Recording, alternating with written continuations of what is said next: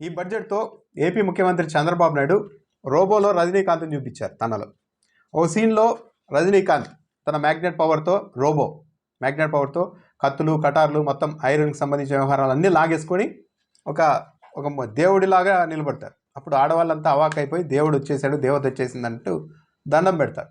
కానీ కాసేపటికి ఆ మ్యాగ్నెట్ పవర్ వదిలేయంగానే మొత్తం అన్నీ కింద పడిపోగానే ఒక్కసారిగా అవాక్ అవుతారు లేడీస్ అంతా. ఇప్పుడు అచ్చం అలాగే ఉంది.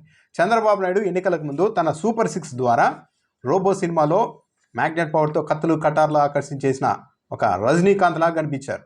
మొత్తం మహిళలు, జనాలు, నిరుద్యోగులు అంతా చంద్రబాబు నాయుడు చేసేస్తాడు, దేవుడు లాంటి వాడు అని నమ్మి ఓట్లేశారు. ఇప్పుడు ఈ బడ్జెట్ తర్వాత మొత్తం మ్యాగ్నెట్ పవర్ను వదిలేసి ఆ కత్తులు కటార్లు తాను ఆకర్షించిన వాటిని కిందన పడేసి అసలు తన ఎలాంటి వ్యక్తితో చూపించేశారు ఈరోజు. ఇప్పుడంతా అవాక్ అయిపోవడం ప్రజల వద్దు. నిజానికి రాష్ట్రం నాశనం అయిపోయిందని ప్రపంచం అనుకున్నంత పర్వాలేదు, మన పరువు పోయినా పర్లేదు, మనకి సంబంధం లేదు, రాష్ట్ర పరువును కాపాడాల్సిన బాధ్యత మన మీద లేదు, కేవలం వైఎస్ఆర్ కాంగ్రెస్ పార్టీని రాజకీయంగా దెబ్బ కొడితే చాలు అన్నట్టుగానే ఈరోజు పయ్యావుల కేశవ్ గారి బడ్జెట్ ప్రసంగం ఉంది. దాంతోపాటు ప్రజల్ని ఇంకా మోసం చేయడానికి ఎలా ట్రై చేస్తున్నారు అంటే, బడ్జెట్ ప్రసంగించిన కాపీలో ఉన్న అంశాలు కొన్ని అసలైన బడ్జెట్ పుస్తకాల్లో ఉన్నాయి. పయ్యావుల కేశవ్ మాత్రం ఒక రాజకీయ ప్రసంగం లాగా అంత ప్రజల్ని ఆకట్టుకోవడమే, మేము అన్నీ చేసేస్తున్నాం అన్నట్టుగానే చదువుతూ వెళ్ళిపోయారు. కానీ ఏ స్కీమ్కి ఎంత కేటాయిస్తున్నామని తాను తన ప్రసంగంలో చెప్పలేదు.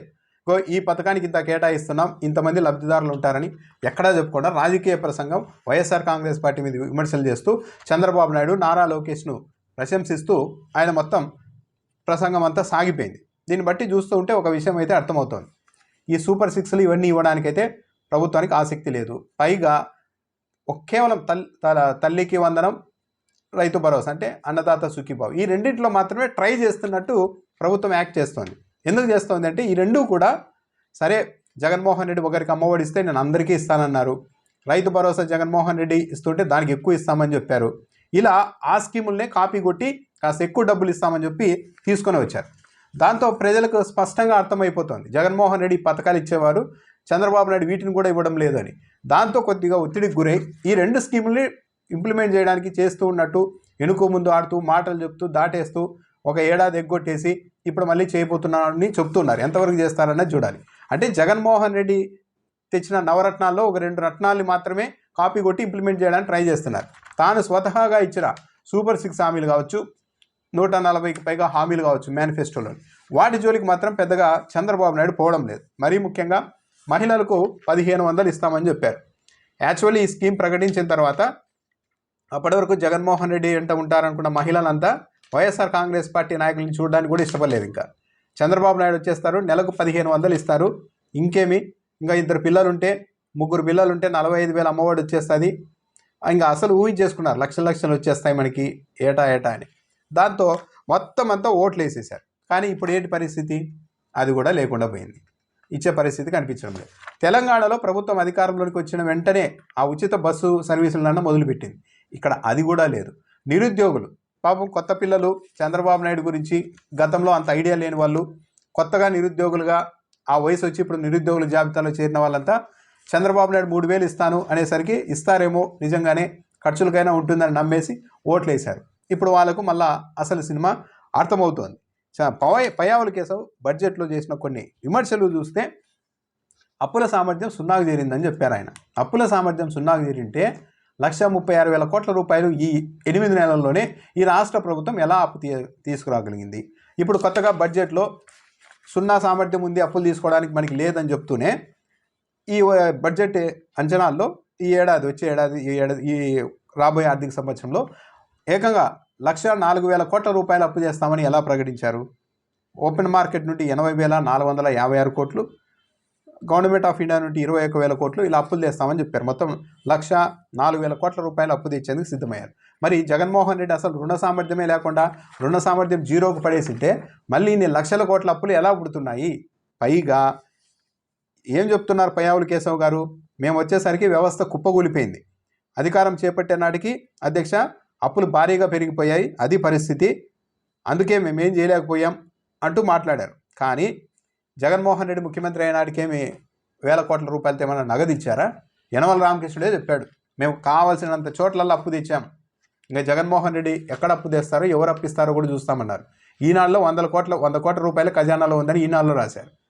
మరి అలాంటి పరిస్థితిలో జగన్మోహన్ రెడ్డికి అధికారాన్ని అప్పగించి ఈరోజు మాత్రం నాశనం అయిపోయిన రాష్ట్రం, కుప్పకూలిపోయిన రాష్ట్రం మా చేతికి ఇచ్చారు అంటే అప్పటికేదో జగన్మోహన్ రెడ్డికి మీరంతా 1 లక్ష కోట్ల నగదుతో రాష్ట్రాన్ని అప్పగించినట్టు. ఇది తప్పు కదా. 95లో జీతాలు చెల్లించలేని దయనీయ స్థితిలో రాష్ట్రం ఉన్న సమయంలో తొలిసారిగా చంద్రబాబు నాయుడు బాధ్యతలు చేపట్టారు. రాష్ట్ర ఆర్థిక పరిస్థితిని చక్కదిద్దారు. ఇది ఒక వాస్తవం. 95కి చంద్రబాబు నాయుడు ఆ రోజు ప్రభుత్వాన్ని చేపట్టడానికి ముందు ఎన్టీఆర్ కూడా కొద్ది కాలం ముఖ్యమంత్రిగా ఉన్నారంటే ఆ రోజుకి జీతాలు ఇచ్చే పరిస్థితి లేదా? ఎన్టీఆర్ హయాంలోనే జీతాలు ఇచ్చే పరిస్థితి లేదా? దానికి తోడు ఇక్కడ గమనించాల్సింది ఏంటంటే తెలుగుదేశం పార్టీ రాజకీయాల్లోనికి రాకముందు వరకు ఈ రాష్ట్రం మిగులు బడ్జెట్లో ఉండేది. కాంగ్రెస్ హయాంలో అంతా తెలుగుదేశం పార్టీ వచ్చిన తర్వాతనే రెవెన్యూ లోట్లు మొదలయ్యాయి. ఇక చంద్రబాబు నాయుడు ఎప్పుడు ముఖ్యమంత్రి కూడా ఆ 5 ఏళ్ల పాటు, గతంలో 9 ఏళ్ళు 2014-19 మధ్య, మరి ఇప్పుడు కూడా ఎప్పుడు కూడా భారీగా రెవెన్యూ లోటు ఉండేది. కానీ మధ్య మధ్యలో కాంగ్రెస్ పార్టీ ప్రభుత్వాలు వచ్చినప్పుడు రాష్ట్ర ముఖ్యమంత్రులు, కాంగ్రెస్ ముఖ్యమంత్రులు, ఆర్థిక మంత్రి రోసయ్య లాంటి వాళ్ళు కింద మింద పడి మళ్ళీ సెటిలైట్ చేసి మిగులు బడ్జెట్ను కూడా చూపెట్టేవాళ్ళు. కానీ ఎప్పుడు చంద్రబాబు నాయుడు వస్తారో అప్పుడు ఆర్థిక లోట్లోకి వెళ్ళిపోయేది. అలాంటి పరిస్థితులు ఉంటే 95లో నేను వచ్చి జీతాలు ఇచ్చే పరిస్థితి లేని రాష్ట్రాన్ని బాగు చేశారు చంద్రబాబు నాయుడు అని పయ్యావుల కేశవ్ గారు చెప్తూ ఉన్నారు. పైగా అప్పట్లో 90లో విజన్ 2020 అంటే ప్రతిపక్షాలను విమర్శించాయి. కానీ ఇప్పుడు అర్థమైంది చంద్రబాబు నాయుడు విజన్ ఏంటే అన్నది హైదరాబాద్ చూస్తే అర్థమవుతుంది అంటారు. హైదరాబాదు అది సహజంగా గ్రోత్ అయింది. అక్కడ అవకాశాలు, ఆ ప్రాంతం అన్నీ అనుకూలంగా ఉండడం వల్ల గ్రోత్ అయిందే కానీ ఏదో చంద్రబాబు నాయుడు వల్లే అది అయింది అన్నది పూర్తిగా అవాస్తవం. కానీ నా వల్లే అయింది అని చెప్తారు. అప్పట్లో విజన్ డాక్యుమెంటరీ విమర్శించింది ఓన్లీ ప్రతిపక్షాలే కాదు.